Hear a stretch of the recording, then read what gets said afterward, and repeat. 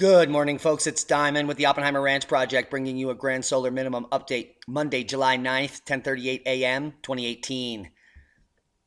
You're looking at Mount Agung erupting today. Several eruptions happened over the last 72 hours. There is a new uptick in activity at Agung, and it is ever increasing, so we'll be watching it closely. As with the rest of the stratovolcanoes around the globe, waiting for a large VEI 5 or 6 to rapidly cool the Earth, to wreak havoc on systems and begin the global unrest that we are preparing for here at the channel. Firefighters make significant progress in wildfires burning across Southern California. Good news, the monsoons kicked in. It's been raining off and on all day yesterday. 416 fire was quelched, and that means landslides, mudslides, and road closures. In Colorado, the road up to Telluride 550 has landslides from mile marker 80 to 90, just announced on the radio. And firefighters in Santa Barbara County continue to mop up operations Sunday morning after battling a wildfire that destroyed 20 structures, prompting hundreds of evacuations in Goleta over the weekend. The holiday fire was 80% contained. On Sunday morning, firefighters canvassed Goleta hillside neighborhoods with shovels looking for hotspots. The 100-acre holiday fire was perhaps the most destructive of several that broke out across Southern California amid oppressive heat that set records. Temperatures on Sunday were slightly cooler, ranging from 70s on the coast to the 90s. More cooling as expected as we descend into the grand solar minimum. The blaze moved so fast Friday night that some residents struggled to get out of the hillside community, and 911 lines were jammed. Proper prior planning prevents piss-poor performance. When your flesh is about to burn off of your body, have an escape plan, folks. Here's a cool thought. There's still snow in Wisconsin. What does that mean? That means if this snow stays until next winter, there is glaciation beginning in Wisconsin. Now, I don't care if this was deposited here by a plow. It is a sign of the times to come. We saw this in Boston just years ago when the major blizzards kept snow in the Boston major metropolitan area through July. They even had a pool on it and they were gambling on it. Well, now in Appleton, Wisconsin, after a recent run of hot and humid weather, it doesn't matter. It cooled off in the central Indiana recently, and the inevitable changes. But why is there snow here? That's the point of the article. There is snow here because we're descending into a grand solar minimum, increased cosmic ray flux, cooling. Here you can see 0.67 degree temperature drop since February 2016. The largest drop in decades, and it's continuing to go down. As predicted, Siouxland farmers contend with flooded fields.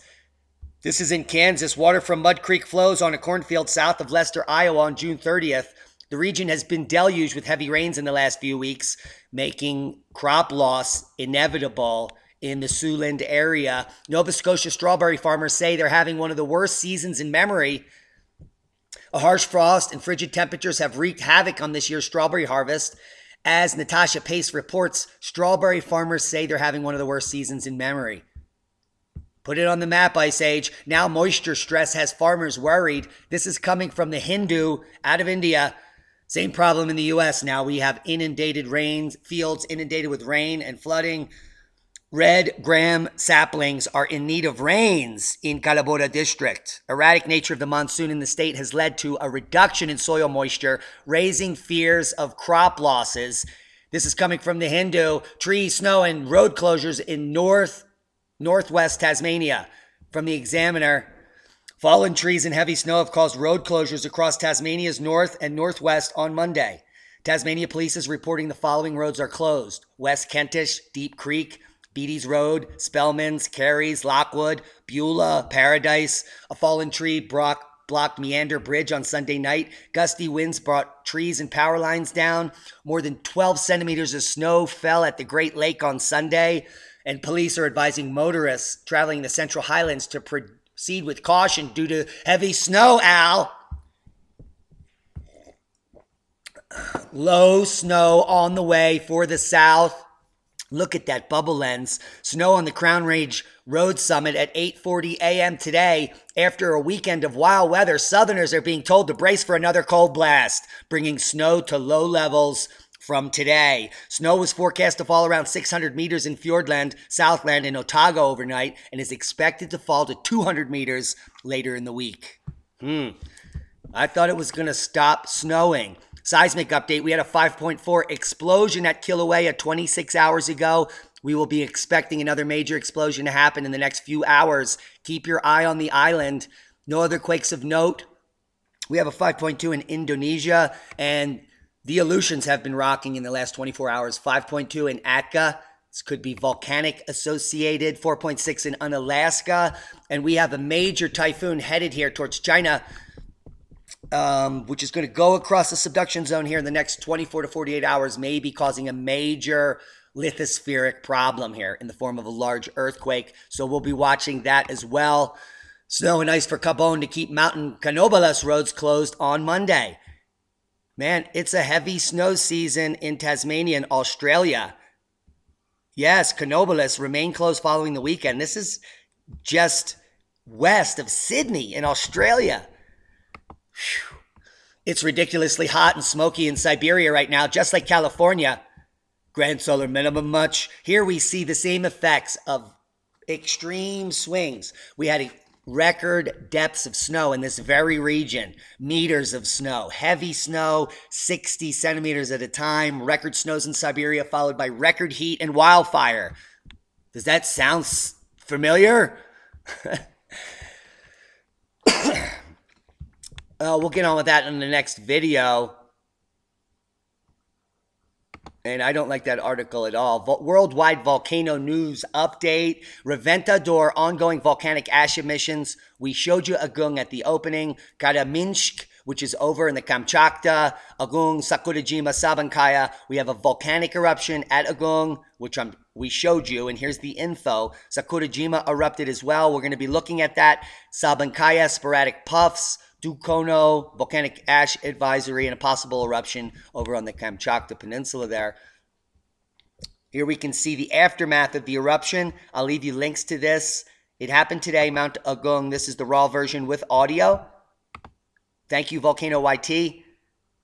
And we can come over here to the multi-screen live view and see Popocatépetl here. Popo in Mexico currently erupting. Sakurajima exploding.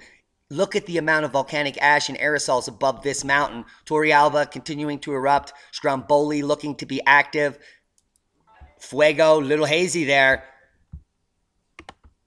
U.S. Embassy in Haiti warns Americans to shelter in place as violent protests escalate. That looks like the island's on fire. The U.S. Embassy in the Haiti capital of Port-au-Prince told American citizens to get out of Dodge or shelter in place until further notice.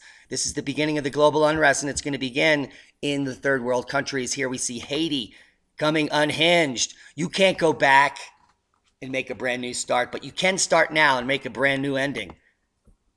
Guys, thanks for watching. Hope you got something out of the video. Times are changing. The temperature on Earth is dropping as predicted. The snow water equivalent in the northern hemisphere is 63% above average as predicted. And if we come over to Rutgers Snow Lab, we can see the northern hemisphere snow cover extent increasing by a factor of 1 million cubic kilometers every decade.